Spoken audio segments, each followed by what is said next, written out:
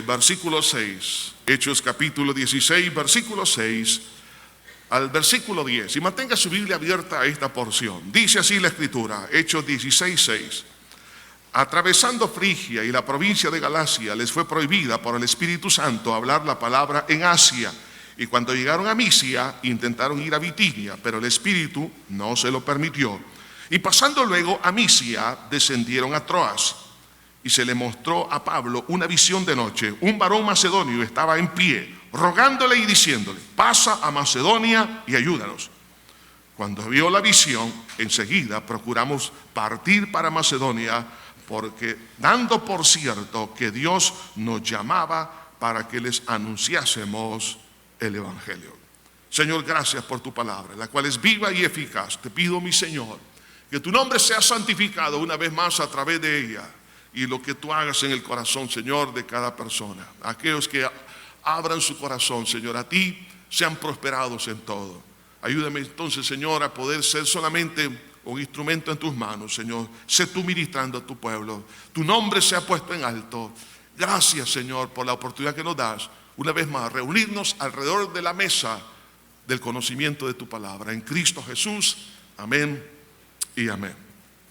Yo no sé si usted en algún momento dado de su vida ha tenido alguna duda acerca de decisiones que usted tomó previo a un tiempo de oración y de ayuno, y usted creyó que estaba eso en la voluntad de Dios, pero de repente sucede una crisis o varias de ellas y usted se hace esta pregunta: ¿fue la voluntad de Dios que yo tomara esta decisión?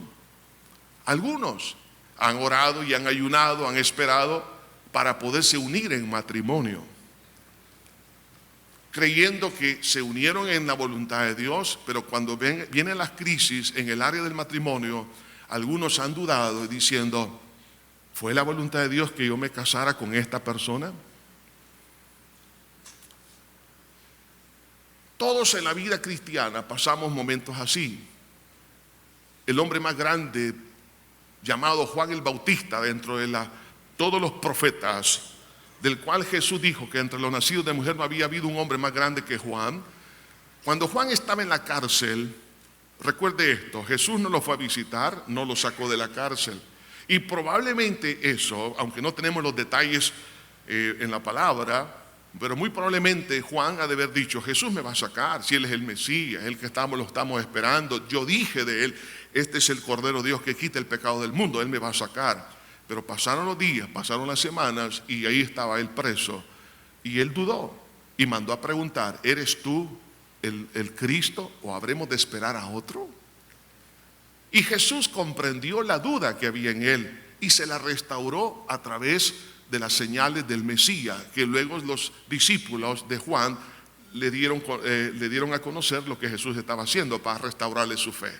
Hermanos, en la vida cristiana algunas veces pasamos momentos así, porque uno cree que al estar en el centro de la voluntad de Dios, nada malo, nada negativo, ningún dolor, ninguna crisis, ninguna pena nos va a visitar. Pero no es cierto, hermanos. El Señor Jesucristo dijo: en el mundo tendréis aflicción, mas confiad, yo he vencido el mundo. Y aquí en los versículos que hemos leído, vemos aquí a Pablo juntamente con Silas en su segundo viaje misionero. Ellos dispuestos a ir a predicar, en primer lugar, a Asia. En aquel entonces estamos hablando de las provincias romanas. Una de esas provincias se llamaba Asia, que viene a ser lo que es la parte central y sur de lo que es el país de Turquía y otras regiones también aledañas. Y Bitinia, que era la parte norte de lo que es hoy en día el país de Turquía y otras áreas, era también donde ellos querían ir a predicar. Pero vemos aquí que el Espíritu Santo se los prohibió y los dirigió hacia Macedonia, es decir, hacia Europa. Entonces, estando ellos ahí, la palabra de Dios fue sembrada en el corazón de los primeros creyentes, la iglesia florece, pero viene un problema. Y es que a través de una calumnia, y esta despertó una aversión contra Pablo y Silas, de tal manera que sobornaron, compraron la voluntad de los magistrados de aquel entonces y empezaron a azotar con vara a Pablo y a Silas, y lo metieron en la cárcel y lo pusieron en un cepo. Y toda esta gama de injusticias que cometieron contra él Lo que humanamente sucede en situaciones así es esta: bueno, Señor, tú no quisiste que yo fuera a este lugar, pero ahora me traes para acá para que me azoten. ¿Era tu voluntad? ¿Esto es lo que tú querías para mí?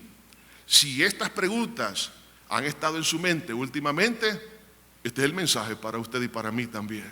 El tema del mensaje es una pregunta: ¿me equivoqué al obedecer a Dios? Oiga la pregunta: ¿me equivoqué al obedecer a Dios? Analicemos entonces, en primer lugar, la importancia de la guianza de Dios. Vemos aquí que Pablo y Silas, ellos estaban dispuestos a ser guiados por el Señor. Una de las cosas que podemos ver en cuanto a la guianza, el Señor dijo a través de uno de los profetas en el Antiguo Testamento: no me llamarás a mí guiador de tu juventud. La voluntad de Dios siempre ha sido la dirección, la guianza en nuestra vida. Vemos en el pueblo de Israel, Dios guiaba al pueblo en el desierto a través de una nube durante el día y una columna de fuego durante la noche. Y usted lo puede leer allá en Éxodo capítulo 13, versículo 21. Dios, en otras palabras, nos está diciendo: hijo, yo siempre te quiero dirigir en todas las horas de tu vida, en todos los días de tu vida, en los momentos donde hay paz, como también en los momentos donde hay oscuridad y tinieblas o tormentas. La guianza de Dios es fundamental. Por eso nunca debemos nosotros de hacer algo si Dios no nos ha dirigido a hacerlo. Ahora, la guianza de Dios la podemos ver por lo menos aquí en tres áreas importantes. En primer lugar, para diferenciar lo malo de lo bueno. Esto es, hermano, es importante, poder hacer ver realmente a otras personas como también a nosotros mismos lo que es bueno y lo que es malo. Ahora, todo esto lo obtenemos a través de la palabra de Dios. Por eso en el Salmo 43, en el versículo 3, dice: envía tu luz y tu verdad, estas me guiarán. ¿Qué es lo que nos guía a usted y a mí? La palabra de verdad, la palabra de Dios. Y dice: me conducirás a tu santo monte, a tus moradas. O sea que Dios siempre nos guía a lo eterno, a lo verdadero, a lo que es justo, a lo que es honesto. Por eso dice la Biblia: lámpara es a mis pies, a tu palabra, y lumbrera a mi camino. Pero también el Espíritu Santo nos guía. Por eso que en el Salmo 143, en el versículo 10, dice la Escritura: enséñame a hacer tu voluntad, porque tú eres mi Dios. ¿Cuántos quieren, hermanos, que Dios nos enseñe a hacer su voluntad? Amén, gloria a Dios, qué lindo es esto. Dice: tu buen espíritu me guíe a tierra de rectitud. O sea, Dios quiere guiarnos a través de su Espíritu Santo y de su palabra para que no nos equivoquemos. Por eso la Biblia dice en Romanos capítulo 8, versículo 14, que los que son guiados por el Espíritu de Dios, estos son hijos de Dios. Ahora, así que la guianza es para poder diferenciar entre lo bueno y lo malo. Pero luego existe otra categoría de guianza mucho más específica, mucho más fina, como es hacer diferencia entre lo bueno y lo mejor. Oiga, usted le pueden poner, por ejemplo, en un buffet, todo es bueno, pero usted tiene que escoger lo mejor de lo bueno. Hay cosas muy buenas, pero hay cosas que son mejores todavía. Entonces, para eso se necesita la guianza también. Por eso que allá en Filipenses, en el capítulo 1, el apóstol Pablo, en el versículo 9, él oraba a Dios para que la iglesia pudiese conocer esta diferencia. Y dice: esto pido en oración, que vuestro amor abunde aún más y más en ciencia y en todo conocimiento, para que aprobéis lo mejor. No lo bueno, lo mejor. Entonces, ahora ya es más especializado, es más difícil, porque sabemos que si esto es bueno, esto es agradable, estoy en la voluntad de Dios, pero tengo que saber escoger entre lo bueno y lo mejor. Entonces, para que aprobéis lo mejor. Entonces, para eso necesito guianza. Pero ahora se complica un poco más en esta porción que hemos visto en la Escritura, hermanos, porque ahora hay que recibir guianza para hacer una diferencia entre la voluntad general de Dios y la oportunidad de Dios. ¿Cuál era la voluntad general de Dios? Que todos procedan al arrepentimiento. Porque de tal manera amó Dios al mundo, que ha dado su Hijo unigénito, para que todo aquel que en él cree no se pierda, mas tenga vida eterna. Dios quiere la salvación. Entonces, en esa voluntad se empezó a mover Pablo, Silas, Timoteo y por supuesto ahí va Lucas también. De este equipo que iban a lo que es lo que es hoy en día Turquía y avanzando en otras áreas de esa tierra. Entonces ellos querían ir predicando la palabra, pero aquí vemos que el Señor en primer lugar les hace ver que entre su voluntad general es importante diferenciar cuál es lo más urgente dentro de esa voluntad. En griego hay varias palabras que se traducen como tiempo, en castellano es la misma, pero por ejemplo, una es la palabra cronos, que tiene que ver con el tiempo calendario, pero hay otra palabra que es kairos, que es la oportunidad durante ese tiempo calendario.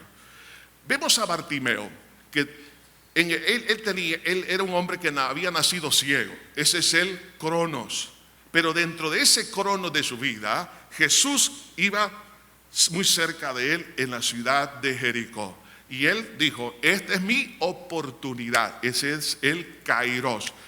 Jesús, hijo de David, ten misericordia de mí. Jesús lo manda a llamar y lo sanó y queda totalmente sano.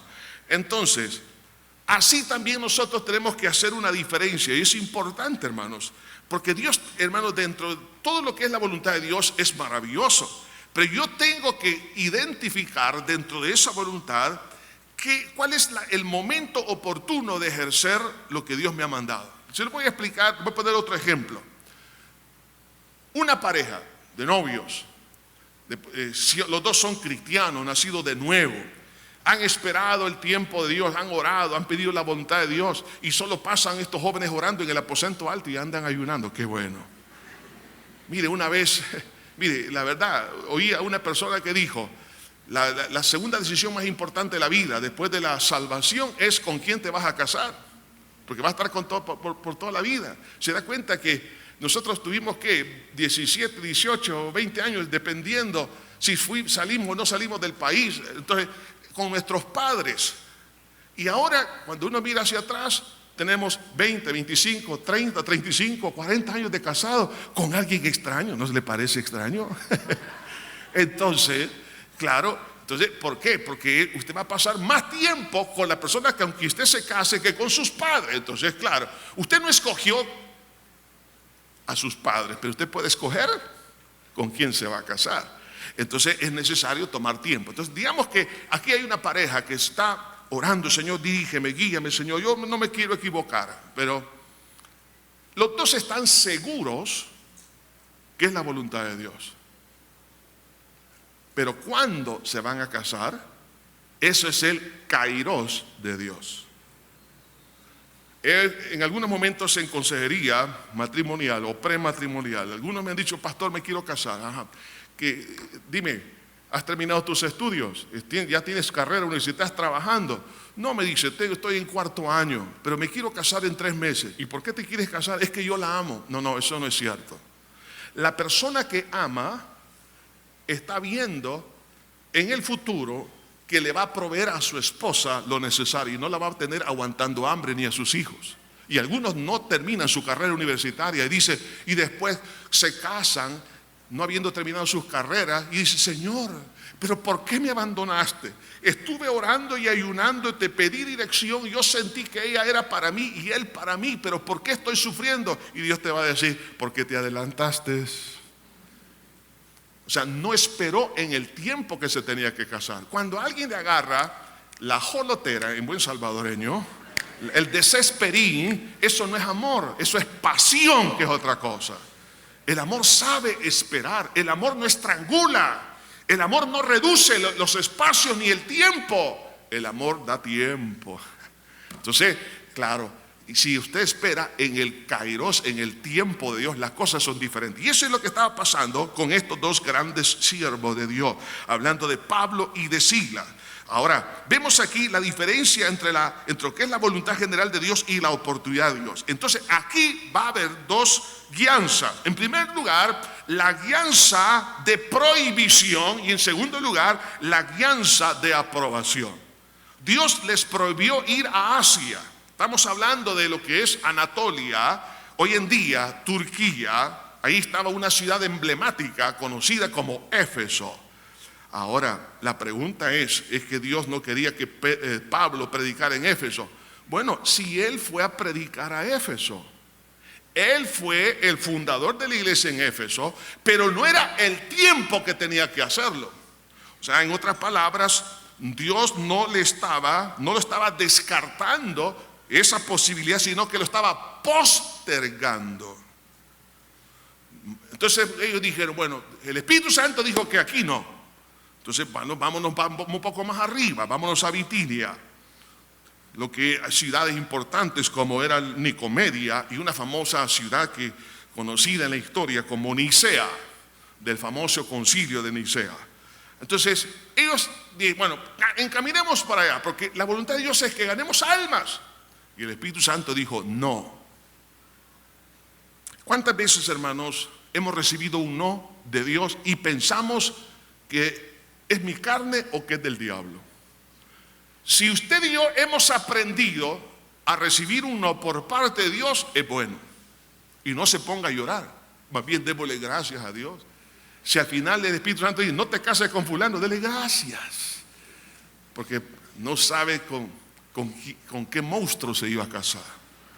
Entonces, no mire a nadie a su lado, por favor, no quiero que tenga problemas. ¿Recuerdan ustedes el caso del profeta Samuel? El profeta Samuel, en su discernimiento humano, entonces cuando Dios le dijo, mira, yo me he provisto rey de Israel, vamos a quitar a Saúl porque Saúl ha sido un desobediente, ha sido un rebelde, vamos a establecer un nuevo rey, así que te me vas a la casa de Isaí, dentro de uno de sus hijos, yo me he provisto rey. Llega el profeta Samuel, y entonces en eso, vio el primero, dijo, este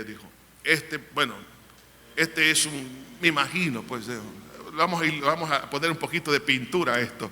Entonces, se mira brillante, inteligente, apuesto, tiene un cuerpo escultural, se mira muy fuerte, este es el rey. Y el Espíritu Santo le dijo, no es él. No, qué raro.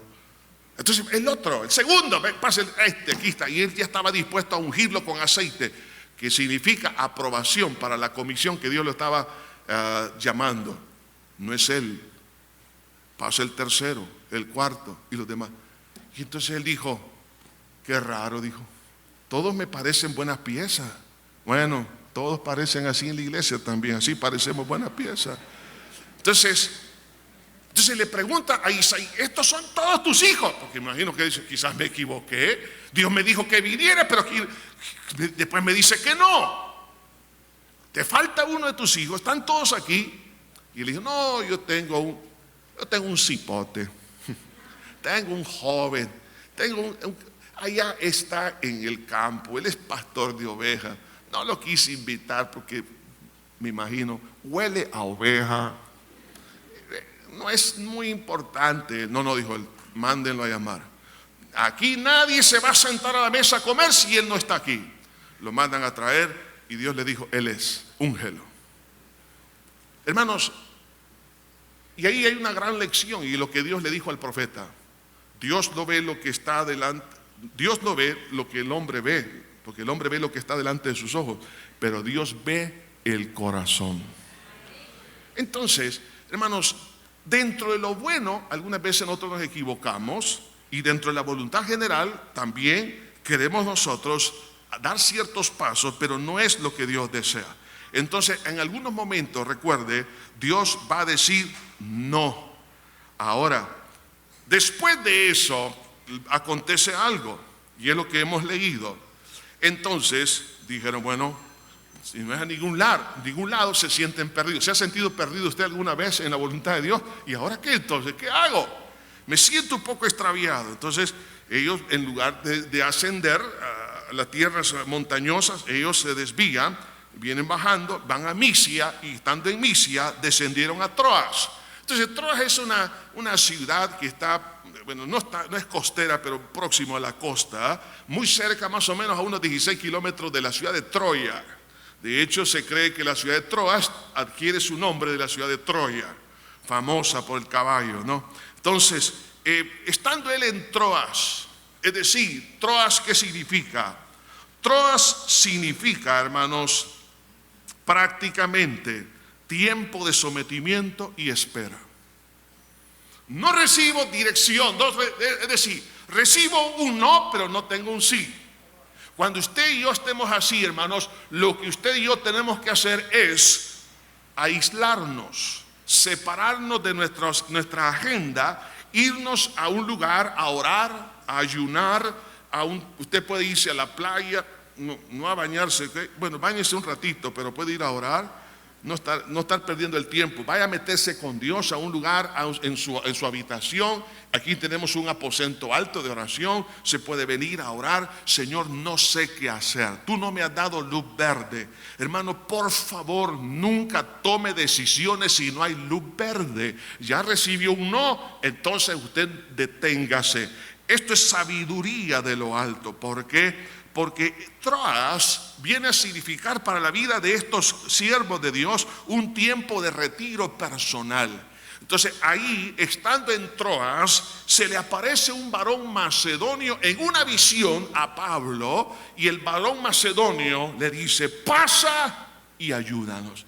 Y ellos interpretaron que era el sí que andaban buscando. El Señor dice en el libro de Isaías, en el capítulo 30, versículo 7, dice así: ciertamente Egipto en vano e inútilmente dará ayuda. Por tanto, yo le di voces, que su fortaleza sería estarse quietos. ¿Cuántas veces Dios nos ha hablado y nos ha dicho, nos ha dado voces, que nuestra fortaleza sería estarnos quietos, no tomar decisiones? No tomemos ninguna decisión si no tenemos luz verde.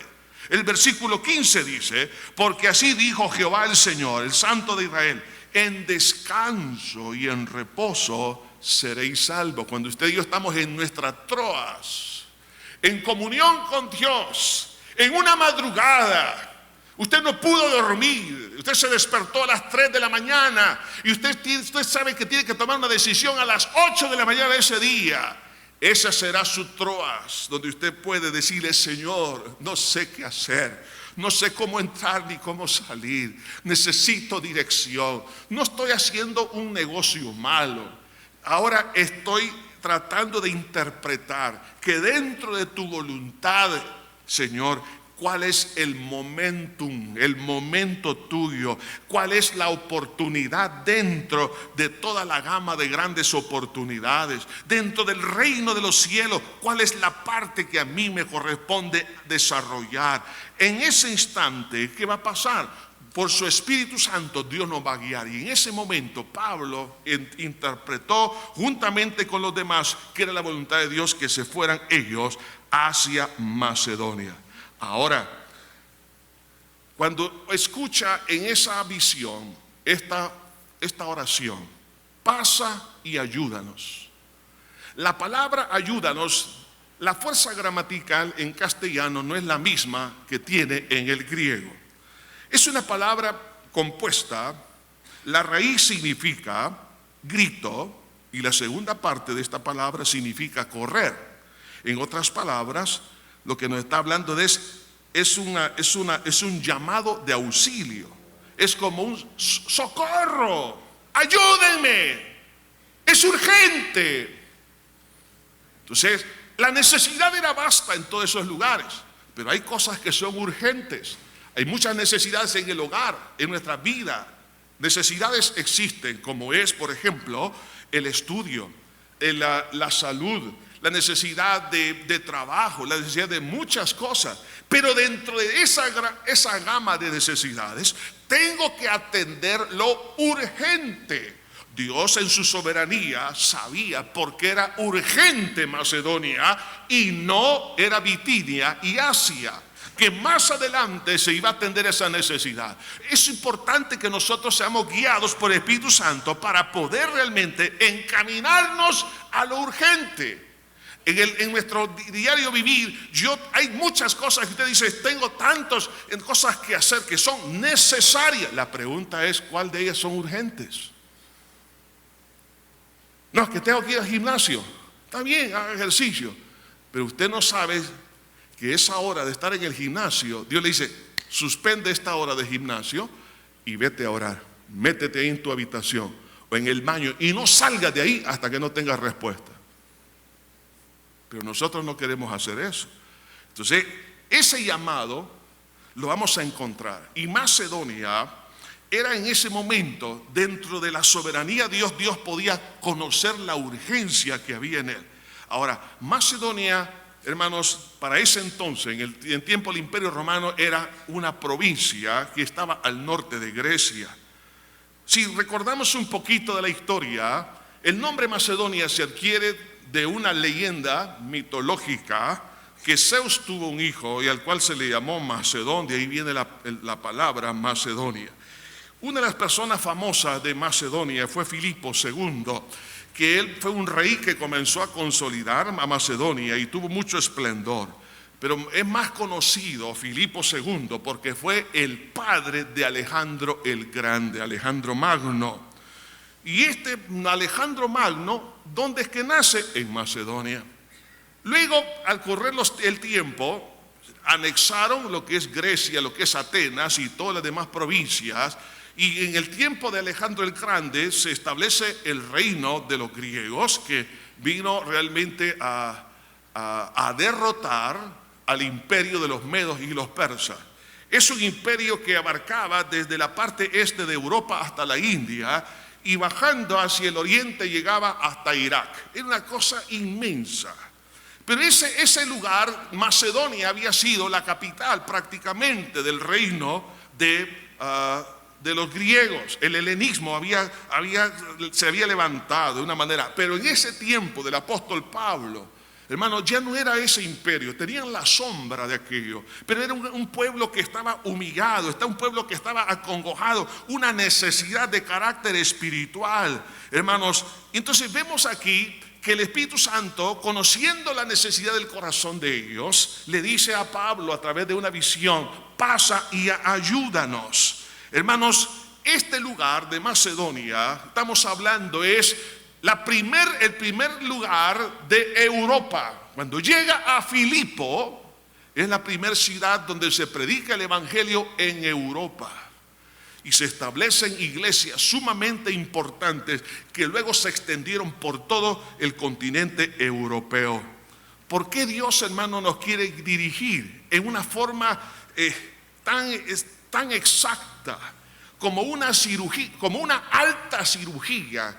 Con todos los equipos sofisticados, porque una cosa es saber diferenciar entre lo bueno y lo malo, otra cosa es diferenciar entre lo bueno y lo mejor, que también es complicado, pero más complicado es diferenciar entre la voluntad general de Dios y la voluntad específica en el tiempo que Dios quiere para mi vida.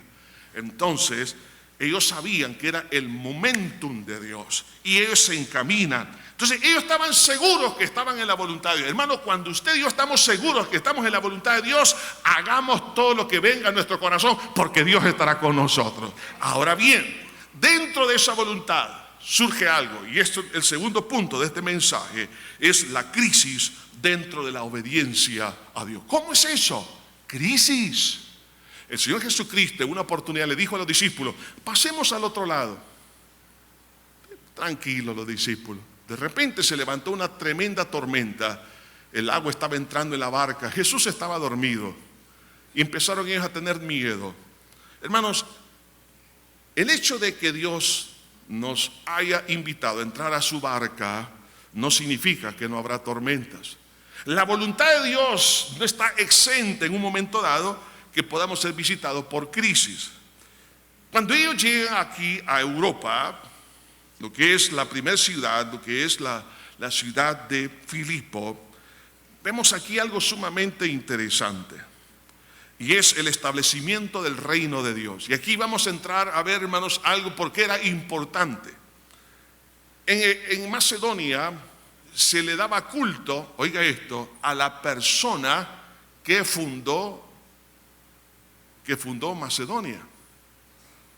Y había un templo, en otras palabras, a la personalidad.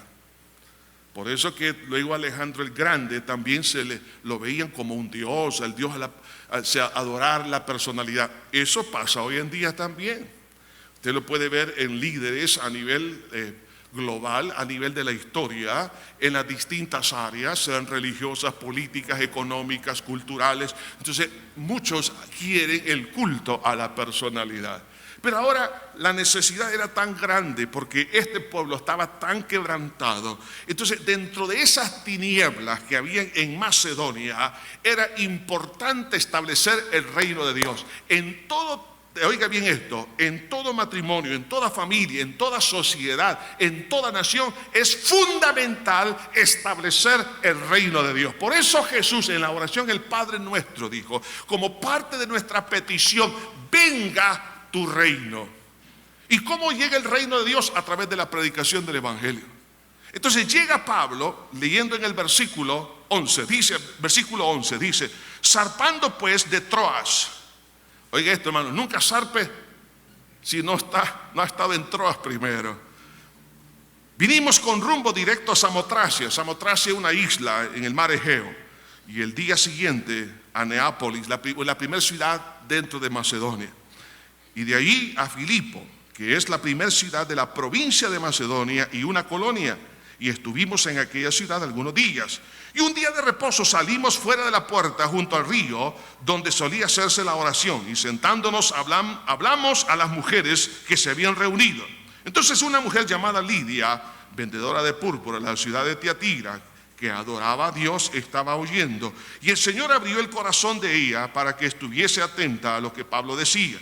Y cuando fue bautizada y su familia nos rogó diciendo, si habéis juzgado que yo sea fiel al Señor, entrad en mi casa y posad. Y nos obligó a quedarnos. Vea esto.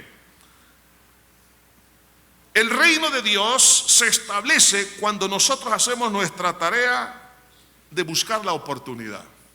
Si Dios ya nos dijo cuál es lo específico dentro de su voluntad, ¿qué debo de hacer? ¿Cruzar los brazos? No. ¿Qué hizo Pablo? Salieron. No se quedaron en la habitación del hotel viendo ahí Discovery Channel, no viendo su iPhone, su iPad. No, salieron, caminar, actuar. Entonces, que ellos, ¿a dónde se condujeron? Ellos sabían que había tiempo de oración. ¿Por qué? Vea esto, hermanos. Qué lindo es como Dios cambia todas las cosas para bien. En el año 722 a.C., los asirios habían invadido lo que era la parte norte del país de Israel, lo que se conoce como las 10 tribus. Dios mandó juicio porque ellos se metieron en la idolatría en una forma tan crasa, tan burda, tan llena de maldad. De hecho, uno de los peores reyes que hubo en la nación de Israel estuvieron en la parte norte, conocida como Israel, tenían por capital Samaria. Entonces, ellos fueron esparcidos por toda la tierra. Es lo que se conoce como las 10 tribus perdidas de Israel. De hecho, avanzando el tiempo, hermanos, hasta el día de hoy, ¿por qué creen que hay judíos esparcidos por toda la tierra? Fue en el año 722. Ahí comenzó todo. Y esos son los que han empezado a regresar a partir del año, a finales del año 1800 y aún a principios de 1800 y sobre todo ya en el siglo XX, en el año 1948 cuando se establece Israel. El punto aquí es que la pregunta es, hermano, esa disciplina de Dios para la nación de Israel hizo que al extenderse ellos por toda la tierra, de alguna manera llevaron el conocimiento del Dios verdadero. Y en esa gente que había sido esparcida estaba Lidia, una mujer de buena posición socioeconómica. Ella tenía uno de los negocios más lucrativos en aquel entonces. Ahí estaba. ¿Dónde estaba? A la orilla de un río. Ahí era el lugar donde no había sinagoga, pero estaban orando. Entonces él dijo, bueno, voy a ir donde están estas personas. Entonces él salió a buscar esa oportunidad. ¿Qué hizo? Él les empezó a hablar la palabra. Entonces, hermanos, la tarea suya y mía es salir, es decir, predicar, hablar. La tarea de Dios es convencer el corazón. Dice que Dios preparó el corazón de Lidia. Ella aceptó a Cristo y también su familia. Y no solo eso, sino que ella y su familia, dice que se bautizaron. En otras palabras, tomaron una decisión de poner un punto, un alto hacia la ignorancia y una luz verde hacia la verdad. Por eso es importante el bautismo en agua. Toda persona que ha aceptado a Jesucristo como su único y suficiente Salvador tiene que ratificar su convicción en Cristo a través del bautismo en agua. Porque es decirle no al mundo, es decirle sí a Cristo y a la misión que Él nos ha encomendado. Eso, en otras palabras, es dejar de ser un cristiano civil y convertirse en un cristiano militante. Dios quiere guerreros de la fe. Ahora, el reino había empezado a ser establecido. Comienza con una pequeña semilla sembrada en el corazón de Lidia y de su familia. Dirá, para esto Dios me trajo hasta Macedonia, por una familia. Jesús dijo que el reino de los cielos es como un grano de mostaza, que es la más pequeña de todas las semillas, pero luego se convierte en la más grande de todas las hortalizas. Entonces, así es cuando se comienza la obra de Dios. Comienza con algo pequeño, pero luego empieza a crecer exponencialmente. Ahora, estando ahí el reino de los cielos, entonces surge aquí, hermanos, la resistencia del reino satánico. Vea esto, se establece el reino de Dios, pero inmediatamente el reino satánico reacciona. ¿Cómo? Versículo 16. Aconteció que mientras íbamos a la oración, nos salió al encuentro de una muchacha que tenía espíritu de adivinación, la cual daba grandes ganancias a sus amos adivinando. Esta, siguiendo a Pablo y a nosotros, daba voces diciendo: estos hombres son siervos del Dios Altísimo, quien os anuncian el camino de salvación. Y esto lo hacía por muchos días, mas desagradando a Pablo, este se volvió y dijo al espíritu: te mando en el nombre de Jesucristo que salgas de ella. Y salió en aquella misma hora. Pero viendo sus amos que había salido la esperanza de su ganancia, prendieron a Pablo y a Silas y los trajeron al foro ante las autoridades, y presentándolos a los magistrados dijeron: estos hombres, siendo judíos, alborotan nuestra ciudad y enseñan costumbre que no nos es lícito recibir ni hacer, pues somos romanos. Y se agolpó el pueblo contra ellos, y los magistrados, rasgándoles las ropas, ordenaron azotarle con vara.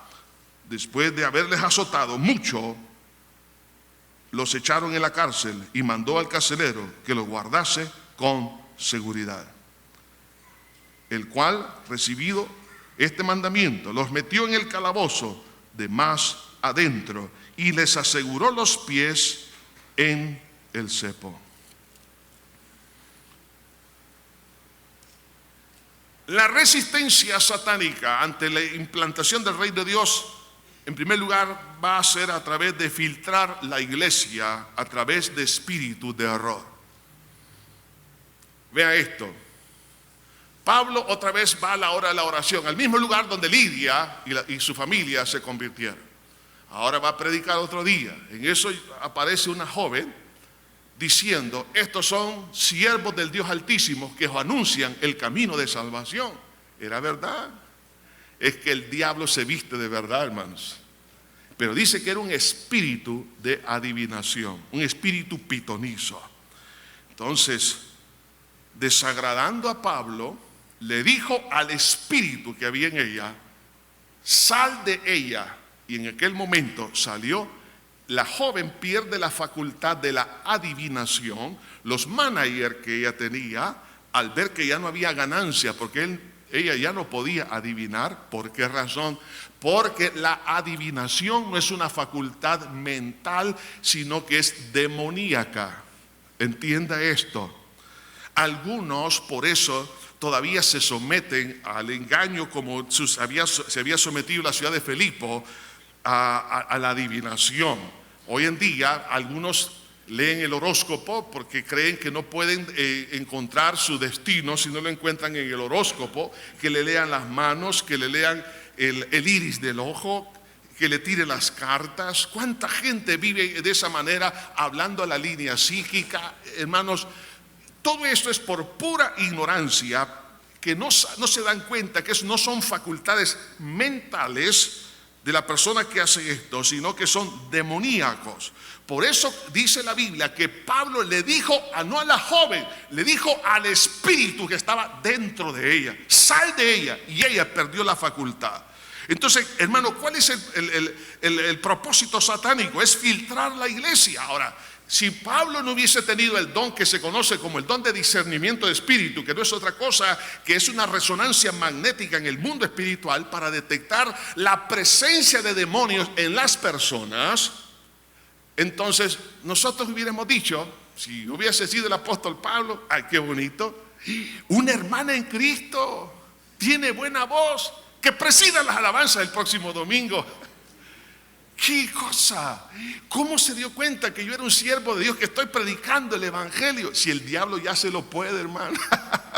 El diablo sabe que usted ya aceptó a Cristo, que anda con su Biblia. El diablo lo ha visto orando a usted. ¿Por qué? Porque lo ha visitado de vez en cuando y a su casa. Se le pararon los pelos. ¿Y por qué? Dice, no, es un escalofrío. Ahí el diablo sabe, los demonios saben todo eso. Entonces ahora, claro, los demonios sabían quién era Pablo, lo conocían. ¿Por qué? Porque era un predicador del evangelio. En el mundo espiritual todo esto es completamente visible. Entonces, hermanos, el propósito de Satanás era que esta joven fuera infiltrada como un caballo de Troya dentro de la iglesia. ¿Cuánta gente hoy en día se ha dejado influenciar por ese caballo de Troya? En Brasil y en muchas partes de Sudamérica hay tantas prácticas de ocultismo, distintas variedades y nombres. Por ejemplo, macumba, allá en esa área; la santería que vemos aquí en las Antillas, lo que vemos en Cuba, lo que vemos en Haití, bueno, muchas partes también en otras partes de aquí de América; el espiritismo, la invocación a los espíritus; la adivinación, que tiene que ver con tirar las cartas, con leer las manos, leer el hígado. ¿Sí? ¿Saben qué? Todas esas prácticas las hacían antes. Partían a las aves para ver el hígado, para ver si había una guianza de los dioses en cuanto a eso. Hoy algunos leen el iris del ojo, y cuídese de esos oftalmólogos. Si le dice, está bien que le haga el fondo de ojo, eso es otra cosa, no me vaya a confundir esto, ¿ok? Una cosa es cuando hacen el análisis de fondo de ojo, pero otra cosa cuando alguien le puede decir, mire, usted es fulano de tal, usted hizo esto, usted hizo, le empieza a adivinar. En ese momento repréndalo en el nombre de Jesús, y con lo que le está examinando, pégale en la cabeza. No, pero entonces, ¿por qué? Porque eso ya es otra onda, estamos en el mundo espiritual. Entonces, pero vemos esto, la magia, hermanos, la magia. Dice la magia blanca es buena. No, la magia es pecaminosa, es mala. Hay magia blanca, magia verde, la magia roja y la magia negra. La negra es la mala, las demás no son malas. Así también, hermanos, está el yoga. ¿Cómo se está distribuyendo el yoga hoy en día? El yoga es, hermanos, hinduismo puro. El problema es que algunos, mire, se da cuenta que en los programas de educación en muchos países se está practicando. Lo practican algunos en las universidades. Por ejemplo, las técnicas de relajación, las técnicas de la imaginación dirigida. Te reprende la mosca esa. Entonces, la imaginación dirigida, donde de repente viene el maestro y dice, ahora pónganse de pie nuestros alumnos, vamos a desarrollar la parte derecha del cerebro, y le empieza con ese cuentecito. Entonces de repente dice, deje su mente en blanco, imagínese que está en la punta de una nube, etcétera, etcétera, deje su mente en blanco. ¿Sabe qué está haciendo esa persona? Está manipulando su conciencia. Eso es lo que la Biblia le llama doctrina de los nicolaitas, es decir, los que ejercen autoridad sobre la voluntad, es decir, se adueñan de la voluntad de otras personas. Entonces, Eso sucede, mire, y de repente comienzan los jóvenes en las universidades, en las escuelas, a hacer lo que dice el maestro y se convierten en zombies. Eso no es, hermano, usted y yo somos libres en Cristo. Yo no tengo que someterme solamente a Dios y oiga esto, y no a los demonios. Entonces el yoga, fíjense bien, el yoga, la primera parte que hoy en día se está diciendo que es bueno el ejercicio por el estrés. Haga ejercicios de relajación, lo que se llama ejercicios asana. Le dan un mantra. ¿Qué es el mantra? Es una oración en lenguaje desconocido. ¿Qué dice? Usted no sabe. Pero ¿sabe qué es eso? Es una invocación a los demonios del hinduismo. O sea, usted está invocando al demonio en un lenguaje que usted no conoce, pero el diablo sí lo conoce. ¿Qué pasa? Después viene la persona y dice, ay, tuve una luz, tuve una paz. Bueno, si el diablo se viste como ángel de luz, de repente le va a hacer sentir algo placentero, que se relajó, que estaba tan tensa y que lo demás. Y luego va al segundo nivel, al tercer nivel, al cuarto nivel, que se conoce como el yoga tantra. Es algo bien satánico. Hermano, los que han tenido la oportunidad de visitar el país de la India, ustedes se pueden dar cuenta, en el hinduismo, hermano, usted tiene cautivado a esa población de una manera espantosa. Hermano, ¿cómo es posible, por ejemplo, que un padre pueda sacrificar a su hijo en la vía pública? La policía está enfrente y usted le dice al policía, mire, en ese momento, mire, este padre va a matar a su hijo, detenga, haga algo. ¿Qué dijo la policía? Cuando es para los dioses en este país no se considera homicidio. Estoy diciendo esto porque muchos lo han visto en vía pública. Situaciones tan complicadas, por ejemplo, de todos esos avatares que hay ahí, que los consideran dioses, esos hombres que se llenan de lodo y que están en la orilla del río Ganges, bajo la posesión demoníaca. Ellos tienen autoridad de matar a cualquiera y lo considera el que es herido por uno de ellos, lo consideran un privilegio. ¿Cómo es posible que la leche de las vacas no se lo den a los niños, sino que se lo den a las ratas en el templo de las ratas? Porque lo consideran un dios. Se le sube a usted una rata en un banco o en cualquier lugar público, deje que se le suba para que no alborote a la gente. ¿Puede usted imaginar una hermana aquí que no puede ni siquiera ver una rata en pintura y que se le sube por aquí y los bigotes le empiezan a hacer cosquillas aquí en la oreja? ¿Qué interpreta la gente? El Dios tal lo está ungiendo, lo está bendiciendo. Hermanos, muchos se meten en este campo, en lo que es meditación trascendental, lo que es la imaginación dirigida, método de control Sigma, lo que es, hermanos, el rosacrucismo, que es otra área, no tiene que ver nada con lo que es el hinduismo, aunque en parte sí, pero tiene que ver con otras prácticas esotéricas, la masonería, y podemos hablar de una serie de, hermanos, de todos los aspectos del ocultismo, la parapsicología, y algunos consideran que esto es bueno. Hermano, entendamos que esto es ya parte del reino satánico, y aquí vemos un caso de esto. Uno en el caso de la adivinación. En ese momento, entonces Pablo, al reprender ese demonio, en ese momento ella perdió la facultad porque el demonio salió de ella. Ahora bien, como Satanás no pudo infiltrar la iglesia, como hoy en día, ¿qué pasa con algunas hermanas en Cristo? Yo no sé por qué las mujeres se meten más en este rollo que hombres. Quizás porque los hombres somos más sencillos de corazón. No me lo crean, pero sabe, en la historia se conocen más brujas que brujos. Se conocen más mujeres metidas en el ocultismo que hombres. Ahora, algunas que han salido de este mundo y han venido a los pies de Cristo, les hace falta eso. Y por favor le voy a decir, no solamente a las presentes, sino a todos los que nos escuchan por los distintos medios de comunicación. Yo soy una persona que cree en los dones del Espíritu Santo, profecía, don de lengua, interpretación de lengua, etcétera, etcétera. Pero no creo en la imitación. Y hay muchas personas cristianas que dicen, mira, vamos donde una profetisa, allá Dios nos va a hablar. La mayoría de estos casos son espíritus de adivinación que usan el nombre de Dios en vano. Entonces, hermano, yo lo he visto aquí en la iglesia, de repente alguna de ustedes, y yo les puedo decir esto, si hay una mujer aquí, aunque se llame cristiana, o un hombre que anda haciendo eso, mándemelo a mi oficina, dígame quién es y lo voy a confrontar. Porque esa persona lo que está haciendo es induciendo al mundo del ocultismo disfrazado de una especie de cristianismo. ¿Y qué pasa con esas personas que se meten en ese mundo? Luego vienen esos demonios y los comienzan a dirigir su vida y a hacer cosas que de repente luego ponen en vergüenza el evangelio, porque comienzan a hacer cosas fuera de la lógica y terminan, ¿dónde terminan? En los hospitales psiquiátricos. Y por eso se pregunta, ¿por qué hay evangélicos en los psiquiátricos? Porque hay personas que están metidas en el mundo del ocultismo dentro de la vida cristiana.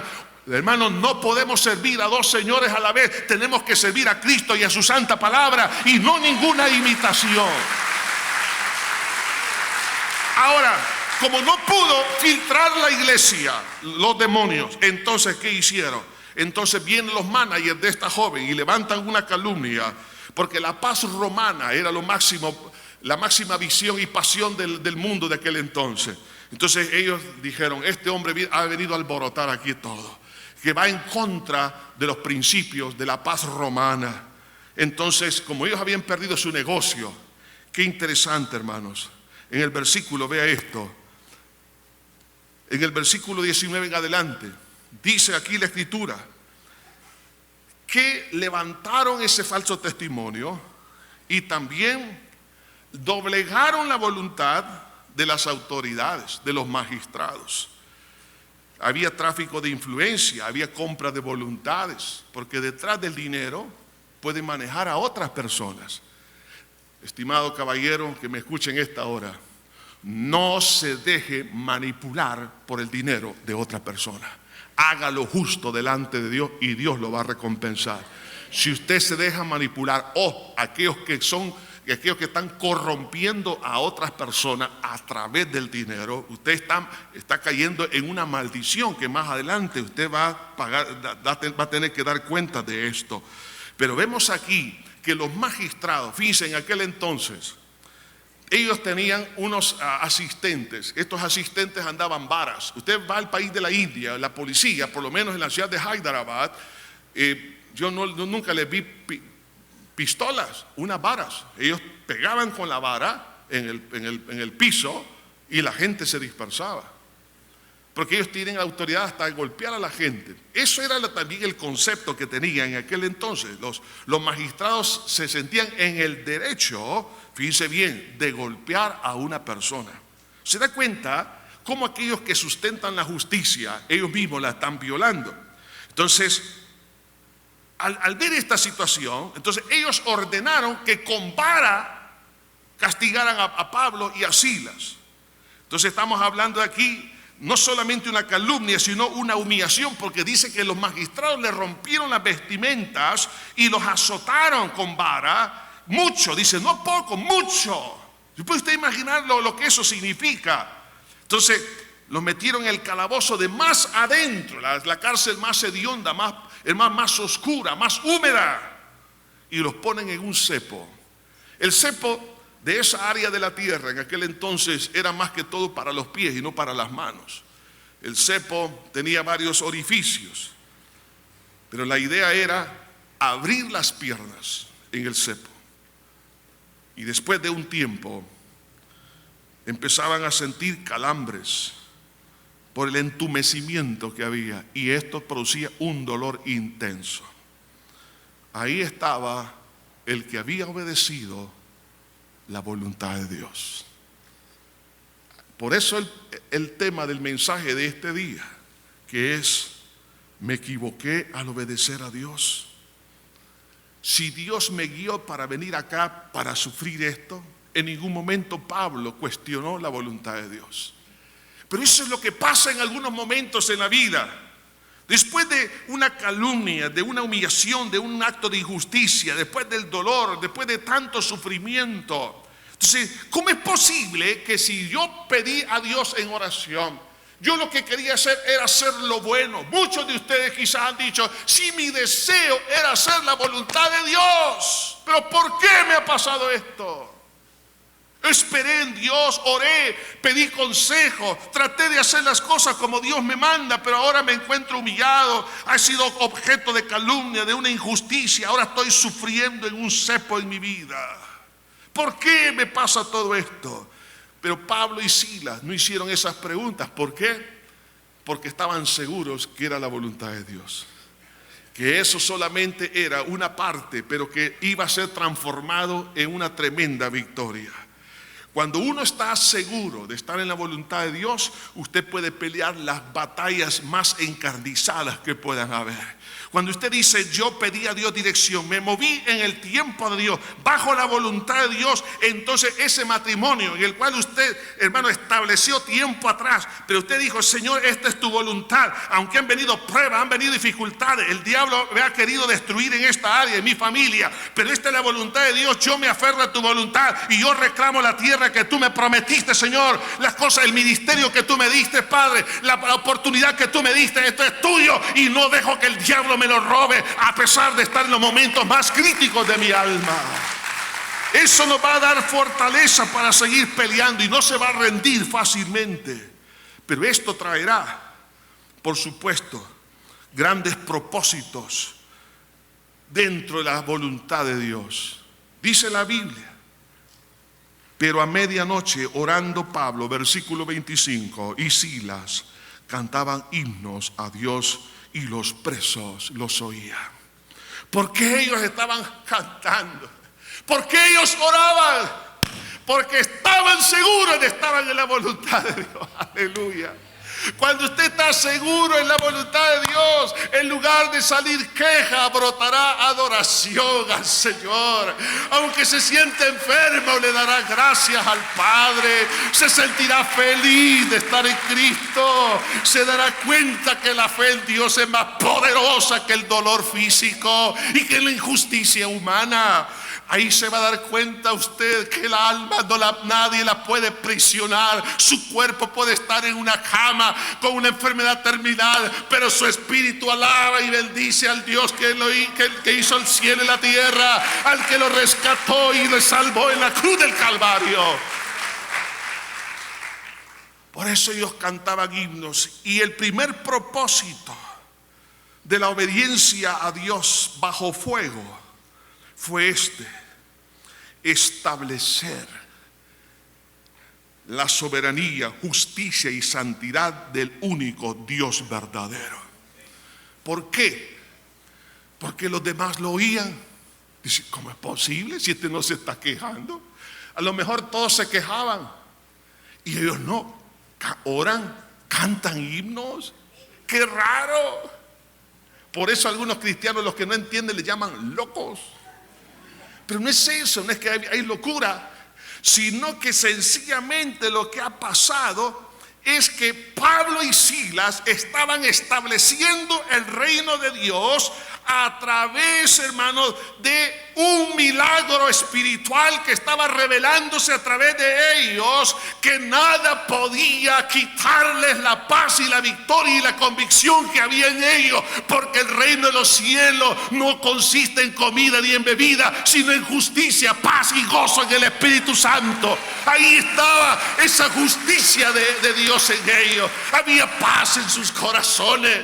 Ahí estaba ese reino que se estaba estableciendo para decirle a todos los demás, estoy aquí injustamente, y muy probablemente los presos que estaban ahí estaban injustamente también en la cárcel. ¿Por qué digo esto?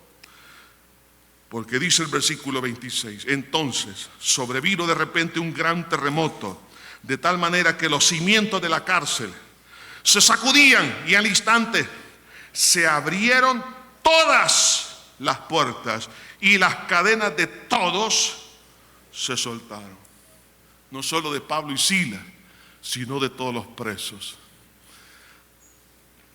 Dios, como juez, estaba dando su dictamen. Magistrados, esta gente que está aquí, ustedes dicen que es culpable. Yo digo que no lo son. Ábranse las puertas y suéltense las cadenas.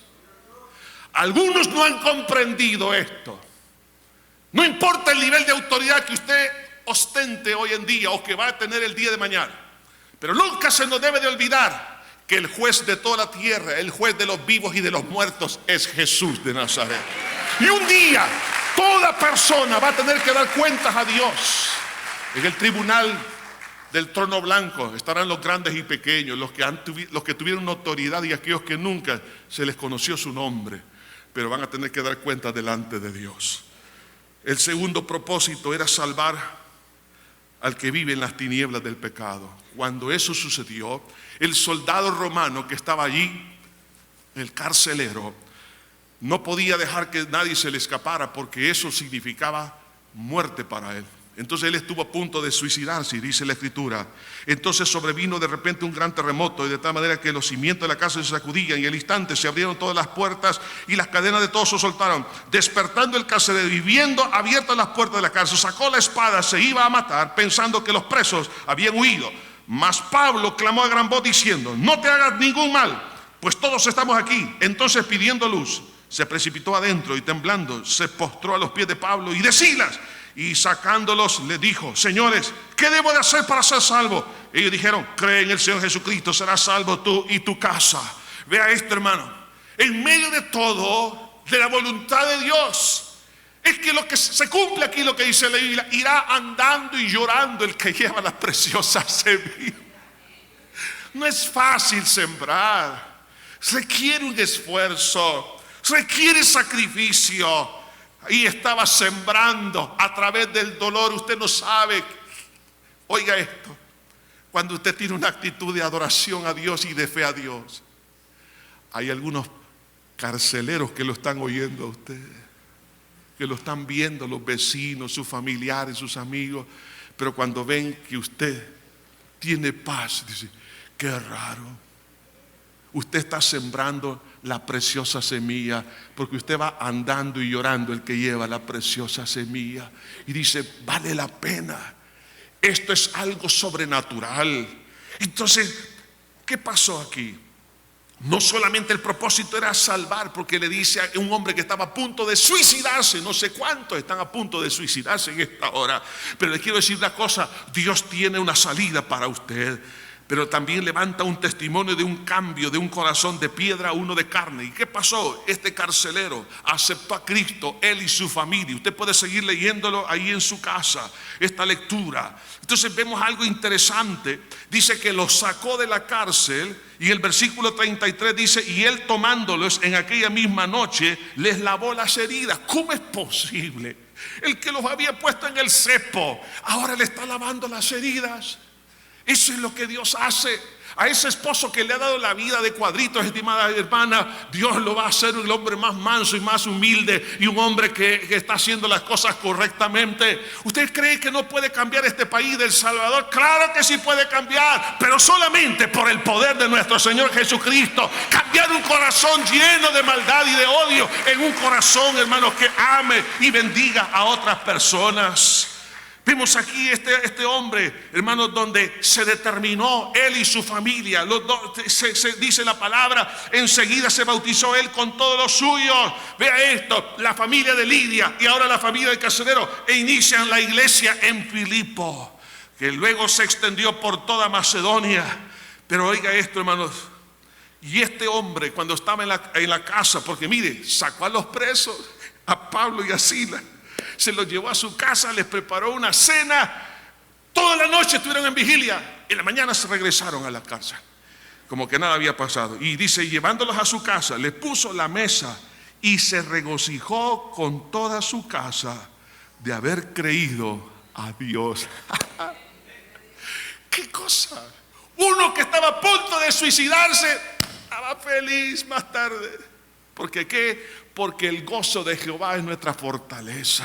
Dios, cuando cambia el corazón, cuando arranca el tumor canceroso del pecado, pone paz y pone gozo. Entonces, ¿qué vemos aquí? Dios estaba levantando un testimonio como aquellas piedras que se levantaron a la orilla del río, del río Jordán, para testimonio que un día Dios había partido, había dividido las aguas del río Jordán. Así es hoy en día. Dios levanta testimonios como la vida de Pablo, cuando él dijo: y Dios tuvo misericordia de mí para dar testimonio de su gracia, para ejemplo a aquellos que habrían de creer en él.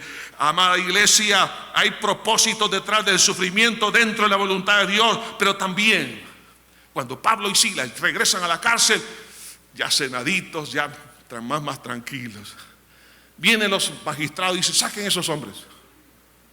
Y Pablo dice: ¿cómo así? Pablo conocía las leyes. Conozcamos las leyes de nuestra república. Les voy a recomendar esto: comprémonos la Constitución política.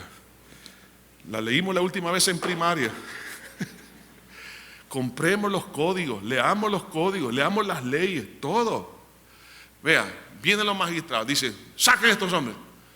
Díganle a los magistrados que vengan ellos, porque nosotros somos ciudadanos romanos. Primero nos expusieron, nos azotaron públicamente sin haber sido juzgados. Así que los administradores de justicia cometieron un acto de injusticia que están a punto de que les quiten su chamba. Llámenlos. Oiga, Pablo no quiso salir cuando oyeron que eran ciudadanos romanos, porque no se podía tratar a un romano así. Primero se tenía que ventilar el caso, seguir todo el procedimiento del código romano. Entonces ellos: sí, tenés razón, perdona, pero ¿te puedes ir, por favor? Lo que Pablo quería era hacerles ver que lo que ellos habían hecho con ellos lo podían hacer con otras personas. Hermanos, hay veces que el cristiano evangélico no quiere defenderse, pero yo les digo una cosa: las leyes que Dios nos ha dado en nuestra república son también para la defensa de su pueblo también. Entonces usted puede acudir a las leyes. No, hermano, no es para venganza. ¿Qué es lo que hizo Pablo? Les quiero hacer ver a ustedes que han cometido esta injusticia. ¿Por qué? Porque en ese lugar se iba a establecer una de las iglesias más poderosas de aquel entonces. Y tenían ellos que entender que estas cosas que estaban haciendo eran injustas. Hay que poner las bases, hermanos. Y por supuesto, el otro propósito era fundar el reino de Dios en las naciones. ¿Por qué? Porque ahí fue la primera ciudad europea que conoce a Cristo, luego se extiende por todas partes. Amada iglesia, les hago esta pregunta: ¿me equivoqué al obedecer a Dios? No, no, obedecer a Dios nunca es una equivocación. La importancia de estar seguros que estamos en la voluntad de Dios es para que usted y yo no desmayemos en el proceso. La siembra de los grandes proyectos de Dios tendrán oposición. Se requiere de hombres que amen a Dios más allá de sus propias vidas. Macedonia llegó a ser el núcleo de las grandes iglesias que luego impactaron el imperio romano. Por eso dice Eclesiastés 11:4: el que al viento observa no sembrará, y el que mira las nubes no segará. No vea las nubes, no vea la oscuridad, veamos al sol de justicia. El que nos llamó es fiel, y lo que Dios le ha dado no deje que nadie se lo arrebate, y sigamos predicando el evangelio del Señor Jesucristo. Dios es fiel, hermano, y Él es bueno. No veas las nubes oscuras, ve al sol de justicia detrás de ellas. Señor Jesús, aquí estamos para adorarte. Te bendecimos, buen pastor. Tu voluntad es agradable y perfecta, y la veremos al final del camino. Entenderemos por qué de aquellas preguntas. ¿Por qué fue necesario afinar bien la decisión en base a tu voluntad, especialmente dentro de ese kairos divinos? Porque no habrá otra oportunidad. Señor, te pido que nos ayudes a buscar tus oportunidades dentro de tu reino. los que son urgentes. Padre, qué lindo es esto, qué hermoso es esto, Señor. Nos da entusiasmo, nos da gozo. No importa, Señor, los sufrimientos, aunque algunas veces nos quebrantan, nos deprimen, nos hacen llorar, pero al final vemos tus grandes misericordias. Póngase de pie, por favor. Dele gracias a Dios. Levante sus manos al cielo, dele gracias. Cante himnos a Dios. Ore a Dios. Está en su cárcel, dele gracias a Dios. Dígale: Señor, gracias. Gracias, Señor, te alabo y te bendigo. El día que tomamos la decisión de recibirte a ti no fue una equivocación, fue lo más grande que pudo ocurrirnos. El día que tú nos redimiste a precio de sangre fue el día más feliz, la oportunidad que estábamos esperando. Señor, gracias. Quiero pedir a aquellas personas que todavía no han conocido a Jesús, ahí donde están, donde quiera que se encuentre usted oyendo este mensaje, diga esta oración de fe juntamente con aquellos que nos están visitando en esta hora. Diga conmigo: Padre eterno que estás en los cielos. Dígalo en voz alta: Padre eterno que estás en los cielos, perdona mis pecados con los cuales te he ofendido. Perdóname por tanta ofensa. Aún le he dado espacio a los demonios en mi vida por el mismo pecado y mi ignorancia. Perdóname. Pero ahora yo creo la verdad. La verdad es Jesús y su evangelio. Límpiame, Señor, de toda maldad. Te recibo en mi corazón como mi único Salvador, porque a precio de sangre pagaste por mis pecados en la cruz, y recibo el perdón en base a esa verdad. Creo que resucitaste para darme vida eterna. Gracias, Señor. Gracias. Gracias. Gracias. Gracias. Gloria, gloria. Aleluya. Gloria, gloria, aleluya. Gloria, gloria, aleluya. Jesús es mi Salvador. Que Dios me lo bendiga, que Dios me lo guarde. Y mientras usted se conduce, es el Dios de los ejércitos en quien yo confiaré, y con címbalos de gozo al Señor exaltaré. Él despide los relámpagos, mas nunca temeré. Él es mi protector.